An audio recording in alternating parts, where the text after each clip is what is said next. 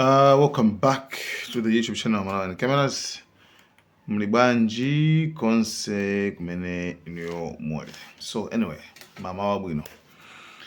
Apa ndimafuna tikambirane ku pang'ono zokhuzana ndi G7 Summit imene idachitikira ku France.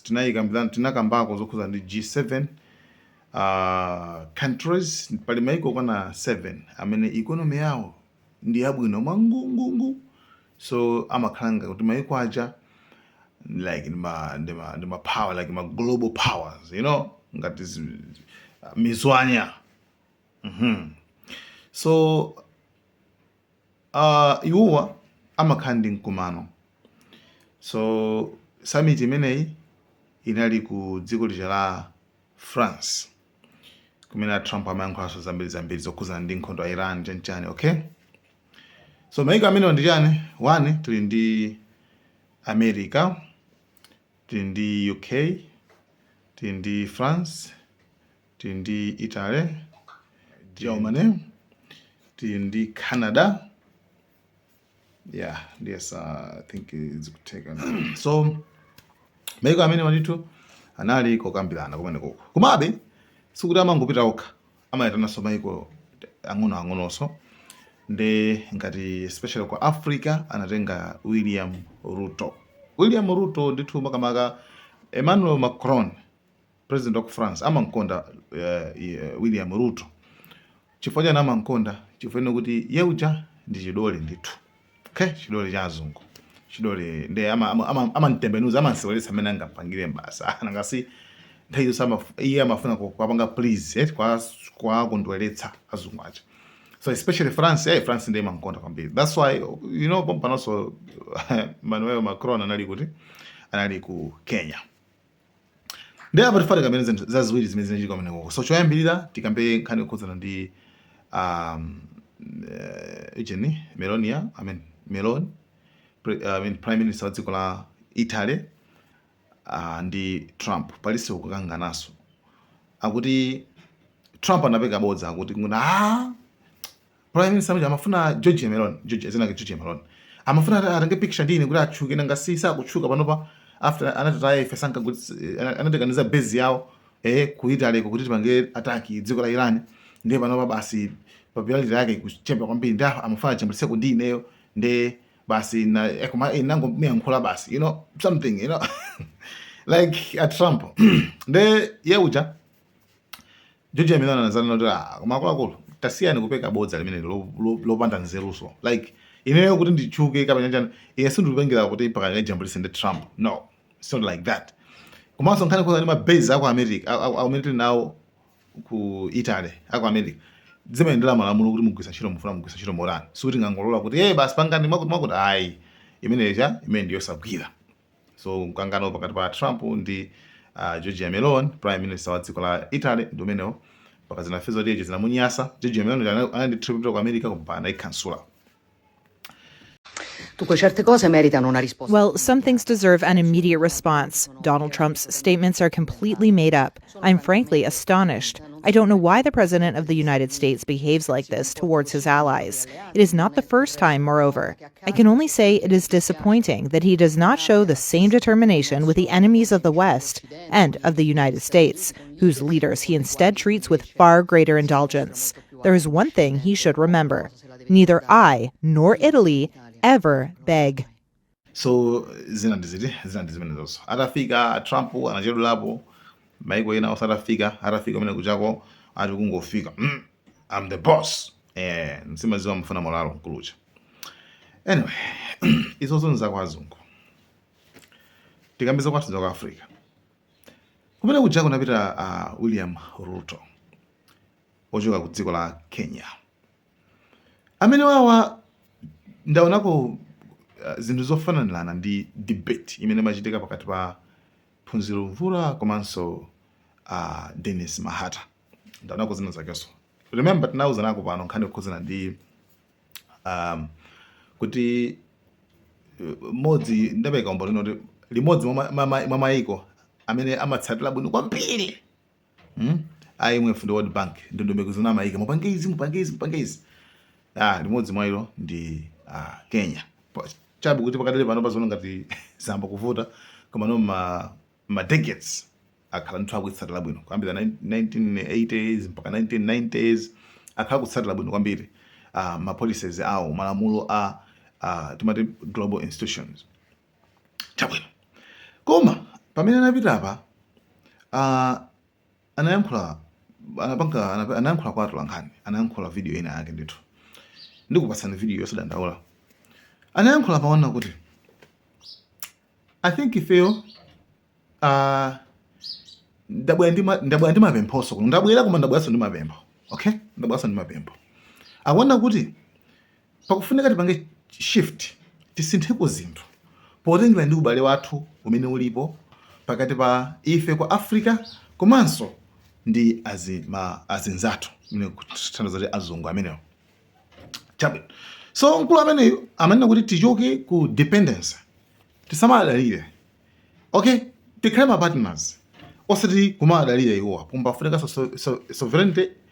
sovereign equality right sovereign equality dziko palokha lini mphamvu zake komanso pakhalenso equality pakhalenso chilungamo pasakhale kusiyanaso right fa zikuoneka zoti zinthu sizimayendetsedwa mchilungamo chenicheni yayi isamakhalire nkhani yokhuza ndi ichi aid charity assistance basi chithandizo I mean anyway koma tikufuna partnerships tikufuna ngati kukhala ma partners kuti tizigwira ntchito limodzi and kumambiriro iye poyankhula nankhaona kuti Africa is an asset. Africa and the asset someone is a liability.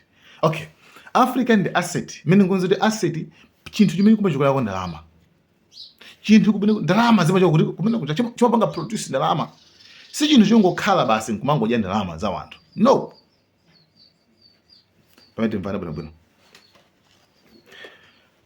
nthawi zambiri even apano pakadali pano panthu enaso even a school kumene oti anapita ku school anaphunzira bwino kaganizidwe kawo anakaganiza mopepera muona ngati kuti Africa ndi liability chinthu okay tikangana nkhani khuza ndi asset and liability tikapita ku business tindi zinthu zimene zimabweretsa ndalama ndi zinthu zimene zimangodya ndalama kamene osakupasa ndalama okay ndi zinthu zobweretsa ndalama ndi ma assets zinthu zosabweretsa ndalama zomangodya timati liability ndi azungu atiphunzitsa kuti ife tiziona ngati ndife liability chinthu choti timangokhala pa Africa ndi amatithandiza zithandizo timangodya palibe chimene tili timapatsa. That's why tikamaka nkhani kuza ndi azungu apa pamabwera ina yake ndithu amene sakutsata zinthu amazati inu azungu amatithandiza inu kuti muyankha kuti chani azungu amatithandiza mesa azungu amatipanga izi mesa azungu amatele no. William Ruto president wa Kenya amene ali friend wa azunguyo akuyankhula statement imene ipofuna kupanga clarify kuti akuluakulu kwa Africa si liability sizi nzoti mangoyendera mankhwala maila vi chanchani ndize no. Africa ndi asset kumachoka chuma kwambiri chuma ndiyo akuona kuti pakufunika partnership osati pasakhalepo pakufunika partnership osati ngati kuti ife ndothandizidwa yayi kumangoyendera machayi zina ndi zina. So that's it. Koma at the same time anayankhulanso maono zoti ma global institutions iwa okay ali ngati amatiyani kote amati ma global institutions amene wawa ali they are necessary imperative mistake ina amene pana kusokera sono Ruto ndi Phunziro Mvula ali limodzi yeah kuti ma global institutions ndofunikirasa kwambiri. So what is imperative chifukwa ngasi imangopereka ma orders mupange ichi musapange ichi mutere nzimene apanga iye akutero koma kuti nzabwinobwinobe koma chimene tikufunikirira akuti pakufunikanso zinthuzi tizipangenso kachikena okay like takonzenso ma organization amene anzachitwa IMF anzachitwa World Bank akuti tizipangenso zinthu zimene tizipangenso kachikena chifukwa pa nthawi imene zinkakonzedwazo ife ma Africans panalibepo. You understand what I mean? You understand. So nkulu amene akuyiphonya pati mkulu amene akuiphonya pati mukabona bwino fo zelu zawo ndi phunziro mvula nzofanana. Africa is an asset. Africa is an opportunity. Africa is not anybody's liability. Africa can actually significantly and will significantly contribute to global prosperity. We are presenting a new paradigm shift of relationship between Africa and our partners. This is no longer going to be a relationship about dependency. It's going to be a relationship about sovereign equality. It is not going to be a relationship about aid, charity, assistance. It's going to be a relationship that we want about mutually beneficial partnerships. And number 3, our proposal is that extraction is no longer acceptable or tenable. We will be in the new global order. We believe that a new San Francisco moment is imminent. The world order as we have known it is faltering. It is not that it's going to happen, it's already happened. But we also believe that international institutions, including the United Nations, are a necessary imperative. World Bank, IMF, other institutions have a serious role to play. But we need a new relationship. We need a new engagement. Africa was not present when these institutions were reconfigured. Akuona ngati kuti kutsatira akuvomereza kuti zinthu sizili bwinobwino, system sili bwinobwino, koma akupempha kuti chapano tiye tipangeko zinthu mwina koso uyu mwina kuti kuzinthu ali level ina maphunziro mvula kuna kuti tiyeni tipange zinthu zonji ife tikwanitse kupanga zimene akuti uzazo kuti ndezikatheka anthu akazakhala mapatana za ife tizakugenda ntchito limodzi. Okay, phunziro mvula amene William Ruto ndi anthu kuti zimene azipanga, you understand, azipanga zinthuzo ndizakanika sizinathekeso dziko lawo sinatukuke. So William Ruto akubwera ndi plan ino kuti bwanji tikuonzenso ma global institutions yo IMF, World Bank, ifenso mutapanga include former ma institutions amene wawa, ma global institutions amene wawa pamene ankapangidwa ife panalibepo. So at least ndikuti William Ruto wakwera level number 2, phunziro mvula ali level number 1 imene akuganiza kuti zikhoza kutheka. Wina wayesa sizinatheke ndi wina wapita kuti wapita konko akali ndaula kuti akuluakulu ife sife kuti ndife anthu tuli osowa zochitira kama tilibekene kosi ife sizinthu tuli nazo ndi kuna kosana za mphaso mauso ona kuti akuti anazakamba zoti the extraction is no longer acceptable. Extraction, do you know what it means? Mawadi extraction meaning kuna kuti kungotenga zinthu basi kungozitenga basi teme imene iyi tikuze terminology apa geopolitics. Mawadi extraction amatogwisa ntchito okay mukapita kuti ku computer mufuna mupange zinthu extraction imemiyaso zina komano pa tikamakamba za geopolitics mawadi extraction akutanthauza kuti kutenga zinthu zimene zili valuable za phindu komano kumungu utenga basi mwamphamvu osatiso kuti mopepa chanchana kumungu lamula basi. So William Ruto akunena pano kuona kuti the extraction is no longer acceptable. Kuti kungotenga zinthu kuso kumangotenga basi mwangotenga akuti zimene zizo tisamaloleso sizololedwa zimene zisi. You understand?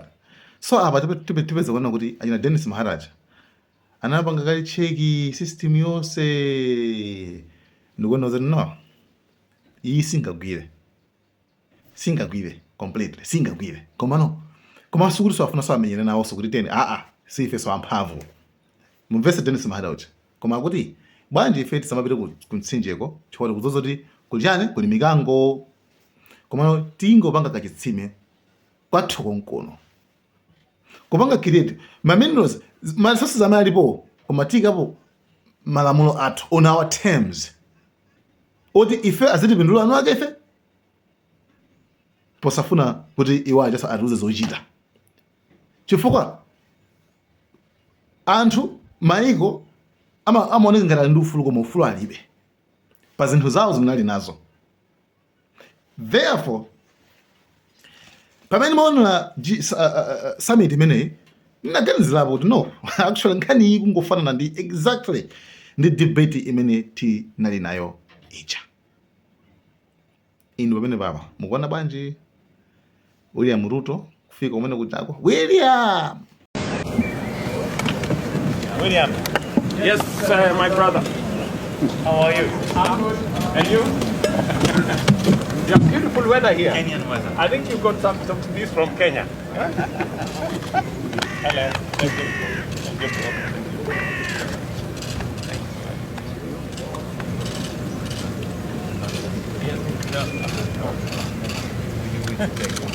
Yes.